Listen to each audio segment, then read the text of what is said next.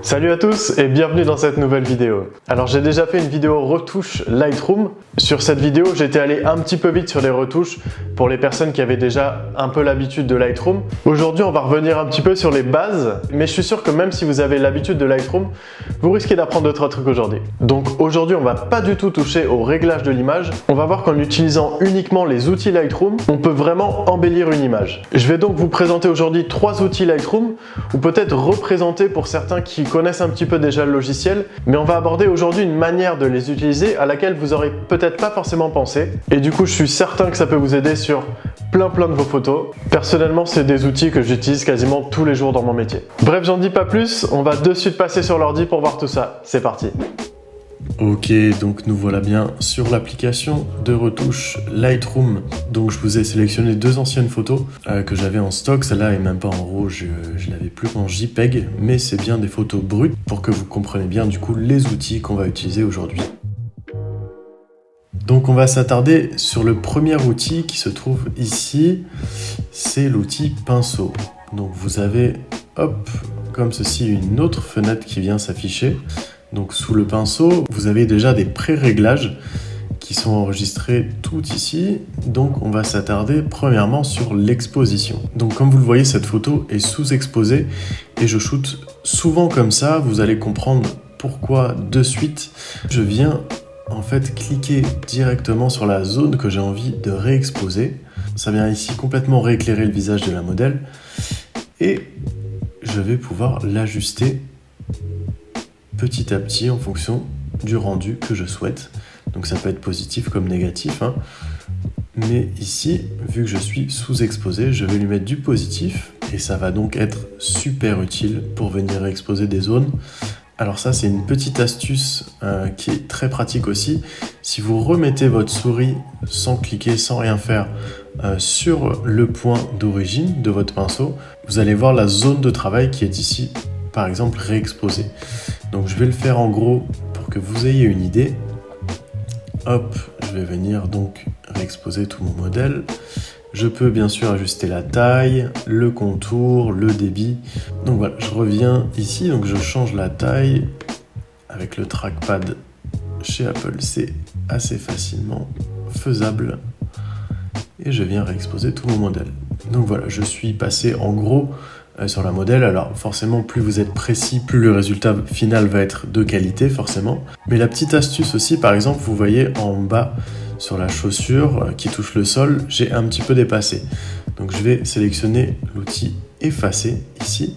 Avec cet outil effacer, je vais pouvoir enlever en fait les zones où je suis déjà passé. Le passage de mon pinceau pour, par exemple sur le visage ici, vous voyez, ça va venir effacer votre pinceau initial. Donc je reviens, hop, voilà. Donc cet outil, moi je l'utilise énormément pour réexposer mes modèles. Ce que je fais souvent, c'est que je réexpose ici, mais je baisse aussi les hautes lumières et je viens booster un petit peu les ombres. Ça donne un côté un petit peu plus naturel que je préfère. Voilà pour ce premier outil. On va ensuite passer à l'outil qui est ici, qui est l'outil radial. C'est un outil que j'utilise énormément aussi. Donc l'outil radial, qu'est-ce qu'il va faire? Si je clique directement et que j'étends, ça va faire un cercle comme vous voyez ici. J'ai le même panneau que le pinceau qui va apparaître, donc qui est totalement modifiable, encore une fois. Vous retrouvez les mêmes paramètres prédéfinis.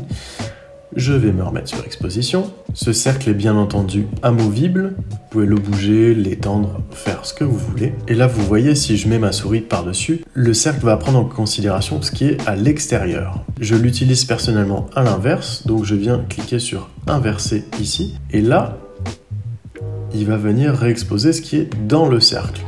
Donc, ça peut être aussi une méthode, par exemple, pour réexposer votre modèle. Je vais enlever le pinceau de tout à l'heure. Hop. Si je viens resélectionner mon cercle, vous voyez, je l'étends un petit peu et je viens réexposer.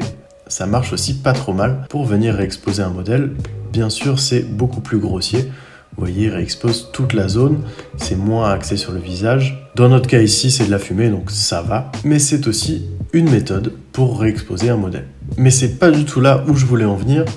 Je voulais l'utiliser, donc je reclique dessus, hop, je refais mon cercle, je le réinverse, et je veux l'utiliser, vous allez comprendre, je vais le mettre dans l'angle ici, pour créer un espèce d'effet d'optique de soleil. Donc je vais augmenter la luminosité, je vais ajuster la température, je vais le mettre vers des jaunes rouges pour avoir cet effet soleil. Je vais augmenter mon contour progressif aussi, le contour, donc contour progressif, par définition vous comprenez vite ce que c'est. Donc je vais le mettre au maximum et regardez, si je viens ici mettre mon radial en haut ou sur le côté, ça va donner un effet de soleil que j'utilise aussi énormément. Alors là, vous voyez, le soleil vient de ce côté-là. Avec la fumée, le rendu va pas être super terrible, mais il faut toujours le mettre, bien entendu, du côté de votre apport en lumière. Donc je vais le placer ici, je vais l'augmenter un petit peu comme ça, pour qu'on voit bien l'effet, voilà. Et je peux aussi l'incliner, Donc hop, je vais le mettre un petit peu comme ça. Et voilà. On va le laisser ici. L'autre outil que j'utilise aussi énormément, c'est un peu dans le même principe que le radial qui est ici, mais il va venir en dégradé. Voilà, c'est le filtre gradué. Donc si je clique dessus, vous allez vite comprendre. Voilà, je le mets de la même manière. Et je viens glisser petit à petit. Je vais le mettre en haut, vous allez comprendre pourquoi. Donc celui-ci est aussi amovible comme ceci et comme ceci. En fait, ça va créer un dégradé. Donc il va partir de cette surface-là vers cette surface-là. Je l'utilise énormément pour attraper des ciels. Donc comme ici, mon ciel, vous le voyez, est un peu blanc, un peu laiteux. Donc si je viens baisser l'exposition, ça va complètement rattraper mon ciel. Alors ici c'est un JPEG, d'habitude je travaille en RAW, vous voyez la définition est pas terrible, il le rattrape pas forcément bien, mais vous comprenez bien le principe. Ce filtre, je viens l'appliquer ici, sur mon ciel, je viens l'orienter. Alors il faut faire attention de ne pas être trop proche du modèle parce que forcément le filtre va influer sur votre zone. Donc je viens le placer par ici. J'ai bien baissé mon exposition, donc vous voyez, j'ai déjà quand même pas mal rattrapé mon ciel. Et je peux aussi venir, avec la balance des blancs, ajuster la couleur. Donc moi, je mets souvent pas mal de vert dans mon ciel, voilà. Et vous le voyez, voilà, je vais vous mettre l'avant-après. Donc j'avais un ciel qui était complètement blanc et laiteux. Et ici, vous voyez, je suis venu rattraper le ciel avec cet outil dégradé, chose encore une fois que j'applique beaucoup sur mes photos. Donc voilà, on a fait le tour des différents points que je voulais aborder avec vous aujourd'hui. On va finir sur cet avant-après et comme vous le voyez, on a utilisé uniquement les outils de retouche et on pourrait presque laisser la photo comme ça sans même retoucher les couleurs.